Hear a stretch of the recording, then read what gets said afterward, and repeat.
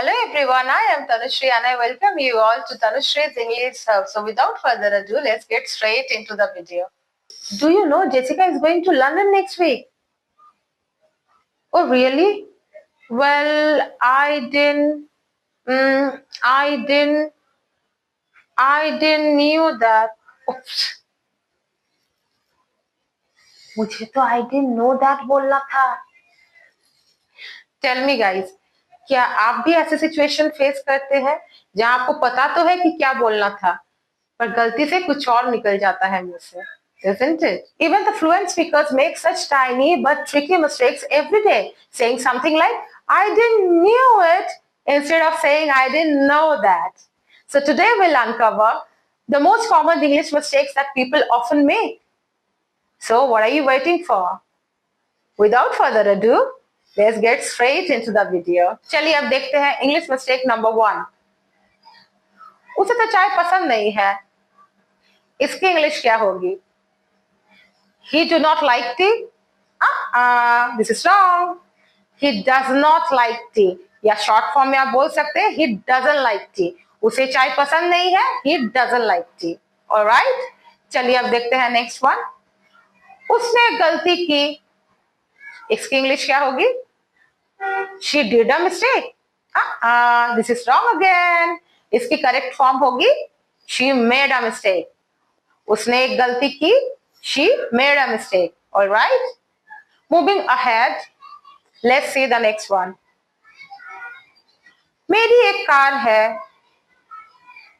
इसकी इंग्लिश क्या होगी? I am having a car. No, I have a car. All right. मेरी एक कार है. I have a car. All right. Now the next one. मैं घर जा रहा हूँ. I am going to home. This is wrong again. I am going home. Yes, you got it right. मैं घर जा रहा हूँ. I am going home. All right. चलिए देखते हैं next. Next is मुझे ये पता नहीं था. अब इसकी इंग्लिश क्या होगी? I didn't knew that. This is wrong. I didn't know that. All right. मुझे ये पता नहीं था. I didn't know that. चलिए अब देखते हैं next one. And the next is वो मुझसे बेहतर है. अब इसकी इंग्लिश क्या होगी? Come on, tell me. He is more better than me. ज्यादातर लोग तो ऐसे ही बोलते हैं he is more better than me. This is wrong again. He is better than me. Alright. वो मुझसे बेहतर है. He is better than me. Now let me ask you, more better than me wrong क्यों है और better than मी right क्यों है? That's because better already comparative form है गुड का. ऑलराइट. सो मोर इसके साथ ऐड करने की जरूरत ही नहीं है. You need not add the word more with better. Fine. क्यों? अगर मोर हम बेटर के साथ ऐड करते हैं तो डबल कंपैरेटिव फॉर्म हो जाता है गुड का. Okay, which is grammatically incorrect. Alright. I hope this is clear. So वो मुझसे बेहतर है is better than me. All right. Now the next is उसने डॉक्टर से शादी की है. इसकी इंग्लिश क्या होगी? She is married with a doctor. This is wrong again. She is married to a doctor. उसने डॉक्टर से शादी की. She is married to a doctor. Now the next is the most common sentence जो कि हम अक्सर बोलते हैं ज्यादातर बच्चों को. क्या? Any guesses? Here I am with the most common English mistake, and that is अपनी जूते उतारो. Yes, अपनी जूते उतारो. अब इसकी इंग्लिश क्या होगी? Tell me guys. Open your shoes. This is wrong again. इसकी करेक्ट फॉर्म है take off your shoes. All right. अपनी जूते उतारो. Take off your shoes. Okay. And the next is मुझे बुखार है. मुझे बुखार है हम कैसे बोलते हैं? I'm having a fever. No. I have a fever. Okay. मुझे बुखार है. I have a fever. Alright, now the next is, ये भी एक ऐसी सेंटेंस है जो कि हम एवरीडे यूज में बोलते हैं, इजंट इट? चलिए देखते हैं। मैं तुमसे सहमत हूं, मैं तुमसे सहमत हूं, इसकी इंग्लिश क्या होगी? I am agree with you, जो कि अक्सर बोलते हैं लोग, isn't it? No, this is again incorrect. इसकी करेक्ट फॉर्म है I agree with you, alright? मैं तुमसे सहमत हूं, I agree with you, alright? चलिए अब देखते हैं next. And the next is, वो मेरा सगा भाई है। ऐसे बोलते हैं ना लोग कि वो मेरा सगा भाई है, तो अब इसकी करेक्ट इंग्लिश क्या होगी? He is my real brother, ऐसे ही बोलते हैं सब, इजंट इट? आप भी सुने होंगे, but trust me guys, this is grammatically incorrect. तो इसकी करेक्ट इंग्लिश क्या होगी? इसकी करेक्ट इंग्लिश होगी he is my brother, okay? Now he is my real brother incorrect क्यों है and he is my brother correct क्यों है? That's because brother itself is enough, so you need not add real with it, alright? So वो मेरा सगा भाई है, he is my brother. So instead of saying he is my real brother, you should say he is my brother. All right? चलिए देखते हैं next. मुझे समझ नहीं आ रहा है, अब इसकी इंग्लिश क्या होगी? You tell me. Sentence negative है तो यस, आई एम वेटिंग। चलिए मैं बताती हूं। I am not understanding you.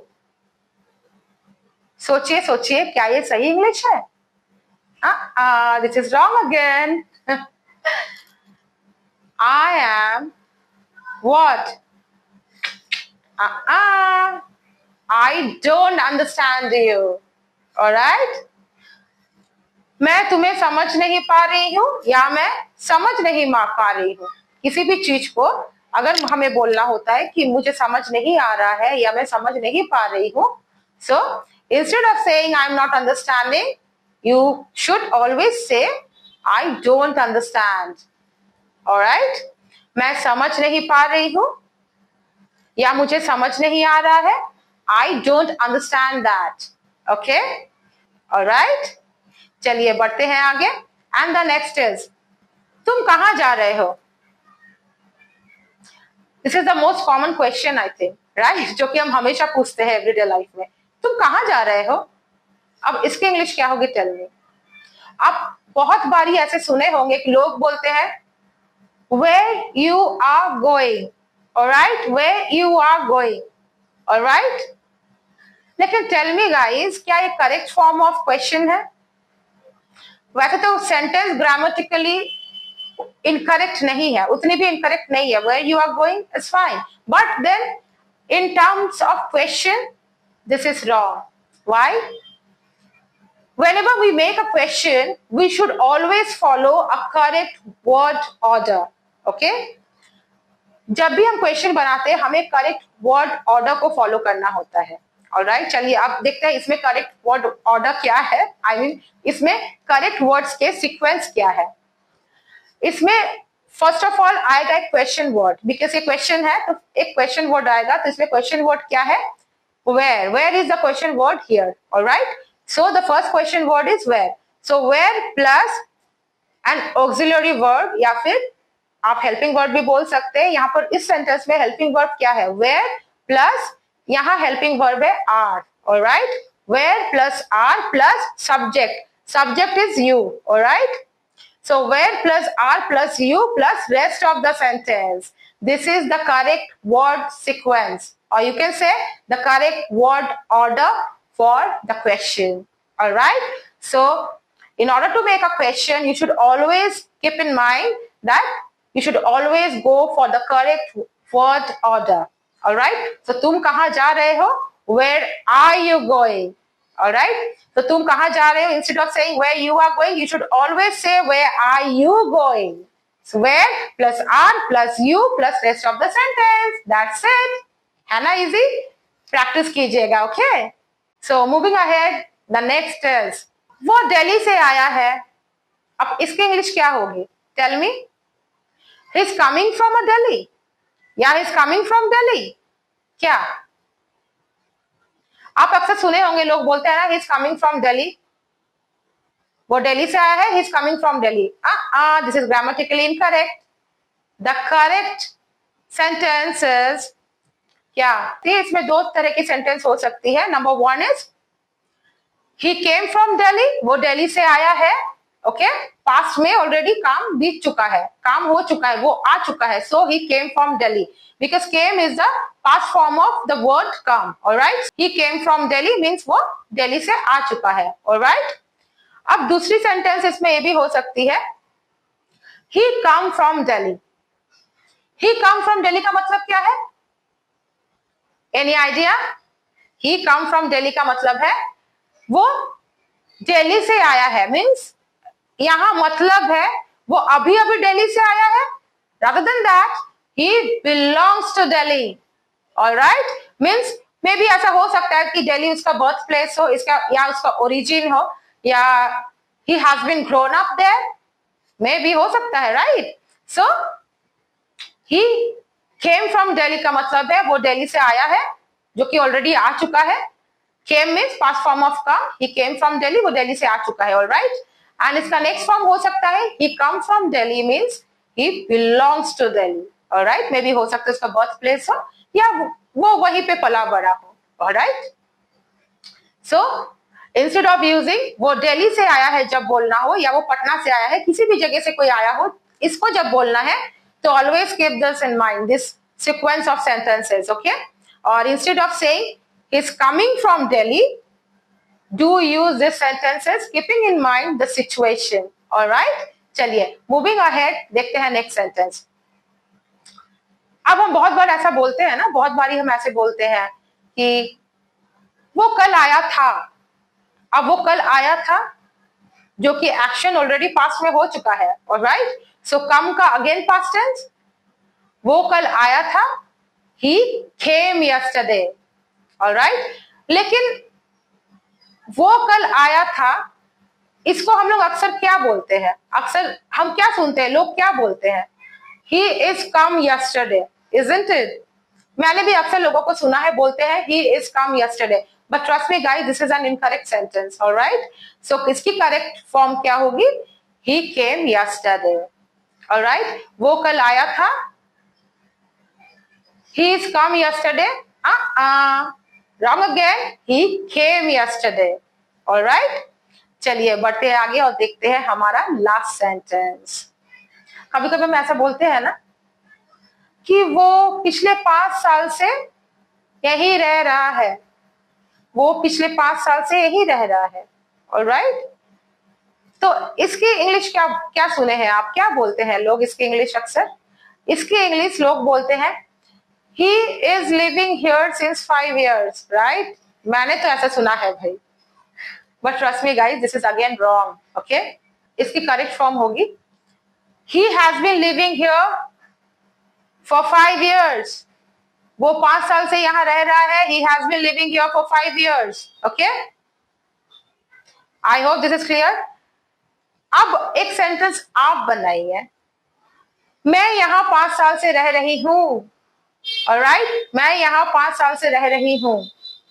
चलिए थोड़ी हिंट्स दे देती हूँ।